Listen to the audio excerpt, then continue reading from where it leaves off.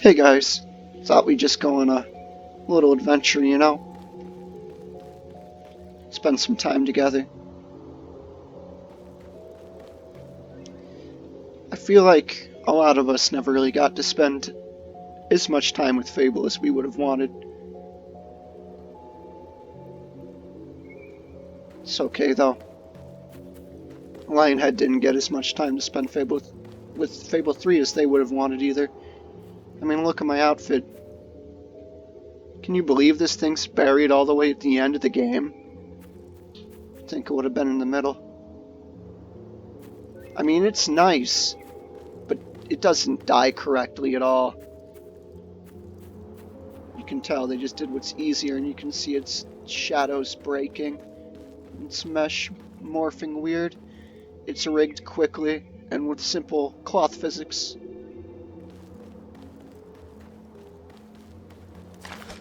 Nevertheless, I thought we'd just go on a little adventure.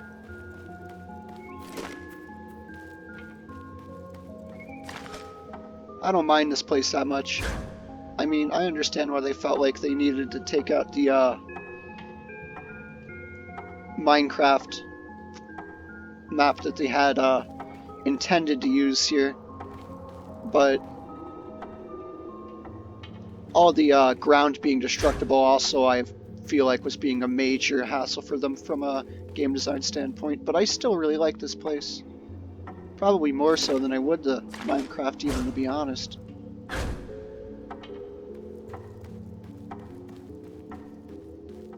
Although it seems like Notch was always somewhere in the back of Lionhead's mind after a while.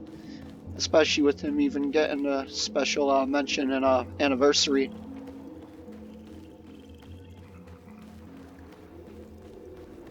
Should probably get going though. It's been nice to spend some time in here at least.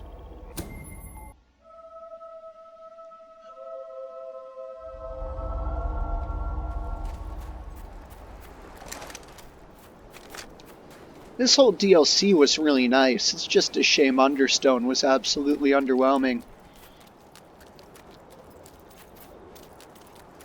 I feel like what this DLC pushes at its ending is a bit of a cliche, but it's one that I rather enjoy in games, kind of like in the Shivering Isles when you fight your shade from that tree.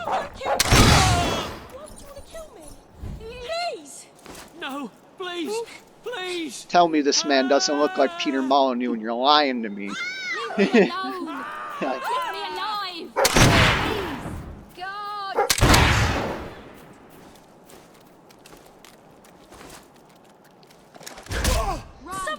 I'd have to say one of the best things this DLC has to offer is being able to come back to this island and just wallop on these royal soldiers. No. No, not you either. This guy's brave. It's just the way it has to be. It's just the way it has to be. Look at this guy hauling around his big ass pickaxe. Think we can get a milk dud out of this guy? Stop that. Make my life so much easier. Probably not from that angle. Yeah, this looks promising. No milk duds.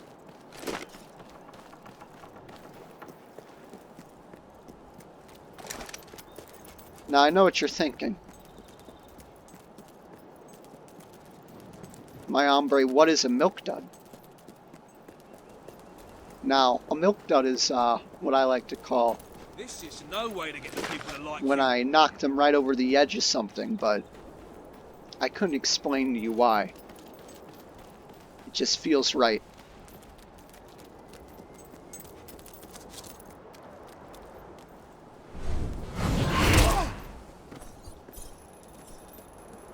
Can't expect citizens to respect the law. Look at this guy jumping me with a double hammer fist. Clowning on me. That's right, I wanted to hit the graveyard before I left this place. I wanted to make this one short, just a little dicking around with you guys, try out a little adventure, you know. Like I mentioned at the start of this, I feel like Lionhead never got the time with Fable 3 that they really deserved. If any of you know if there's anything behind the story to this mesh in this tiny little team, you should let me know, because I personally do not know. It's just I've never seen another one of them have that on it, and it always sticks out to me because it takes longer to render. Kind of like a mesh in Fable Anniversary, how it gets that muddy wrap on it before it's fully there. Or an MMO for that matter when models are rendering, just the general. You guys also ever have this problem with these hollow men being entirely silent? Why of them to be so quiet?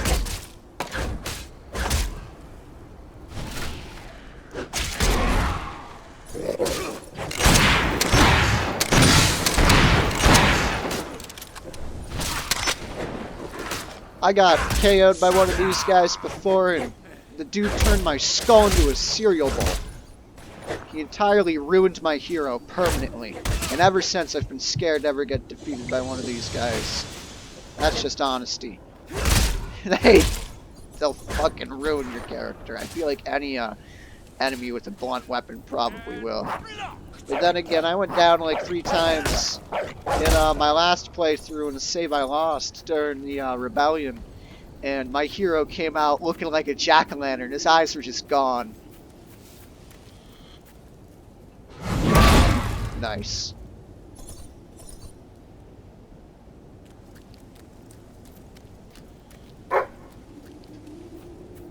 I call this dog Pepe when I have him as the poodle. It's my friend Pepe. Pepe's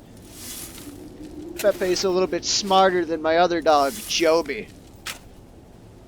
I don't know if we'll introduce you to Joby though.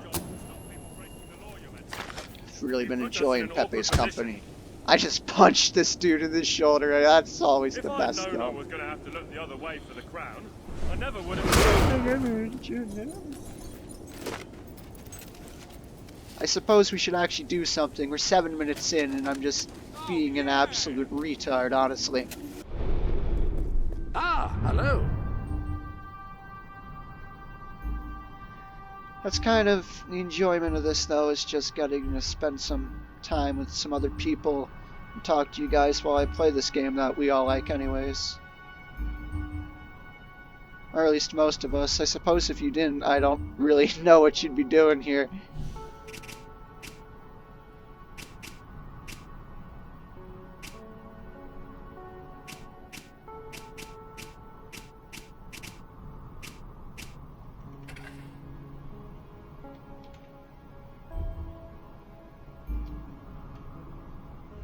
I'll tell you what, we'll take a little dip in here. Initially, I was feeling like I was going to drag somebody to work to get the final upgrades in Scorm's Justice here, but I feel like it's okay to just do something aimless. I'm at the end of the game, just trying to drain out most of this hero that I really can before I start over. If I do start over, I think I want to mod the save. Like I mentioned in my previous video, this is the first playthrough I've ever received Jack's Hammer on. And let me tell you, let me explain that to you, because I've played Fable 3 since its release. Since I was a teenager, really. And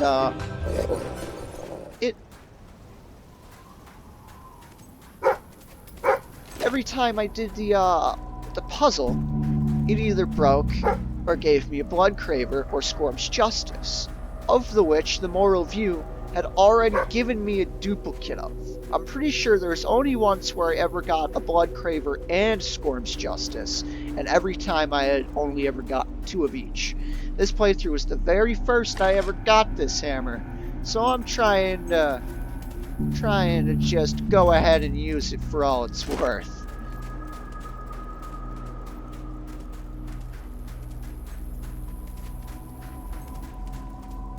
I suppose on the topic of Scorp's Justice, this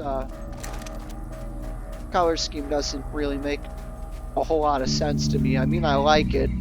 From a literal design standpoint, of course it makes sense. Because it's a lightning-based weapon that has a yellow barrel and a purple barrel.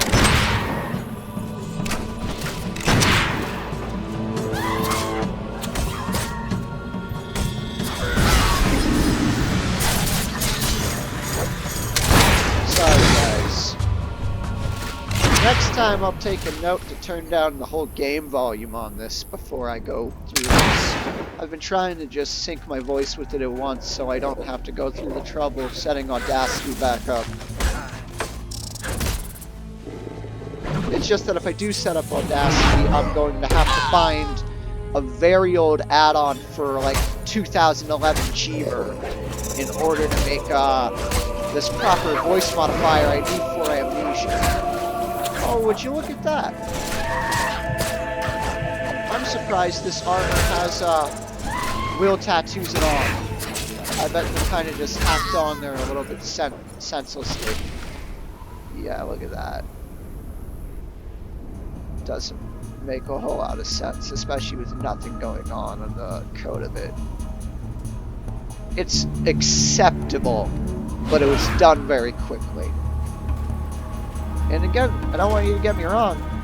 Like I mentioned before, I think there's a ton of love in the models and sculpting in this game. I think so much of it is just interesting. I think, even though the original Fable is my favorite, some of the other Fables probably could have benefited from a design more oriented in the style. No, I don't mean Victorian or steampunk. If you really feel like that's how you define these weapons, that's a little bit nuts.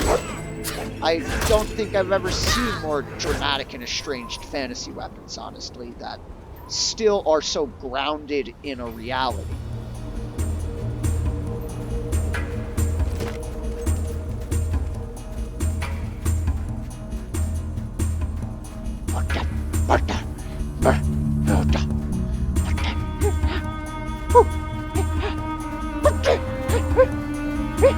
Am I right?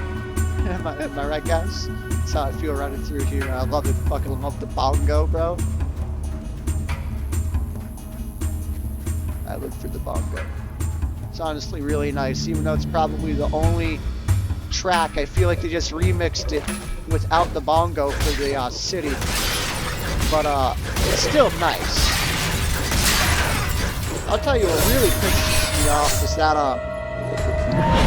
the stairs to the top of the veiled path go nowhere. They left it in as a DLC hook.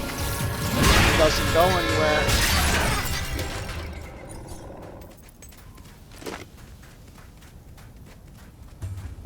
Back when I was younger and I used to play this,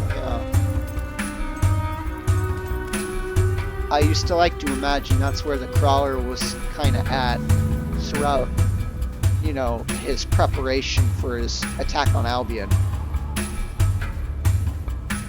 I always thought it was kind of bunk. I couldn't just go there and beat the shit out of him. Another game mechanic I always thought Fable 3 could have benefited from was after you became the hero of Brightwall, if Logan tried to take it back. Because think about it, why is he just running around and letting you fuck his shit up anyways? I mean, Skyrim is fun. Reusing content ass. Laughing with complete dynamic ass. Think about it like this. Storm's helmet in Skyrim is a unique helmet. There's only one of it in the game, and it's treated like it has a unique model. But every Draugr Death Lord in the game fucking wears it. And that's okay for the most part. I still like it, but that's just my point, like Skyrim's standard. And I just feel like, I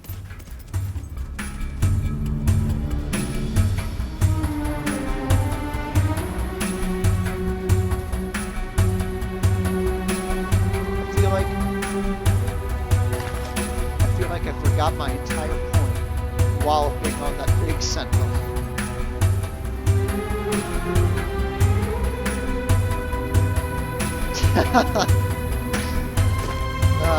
It is all it is, Oh, look at that, it opened. We'll have to check this out next time.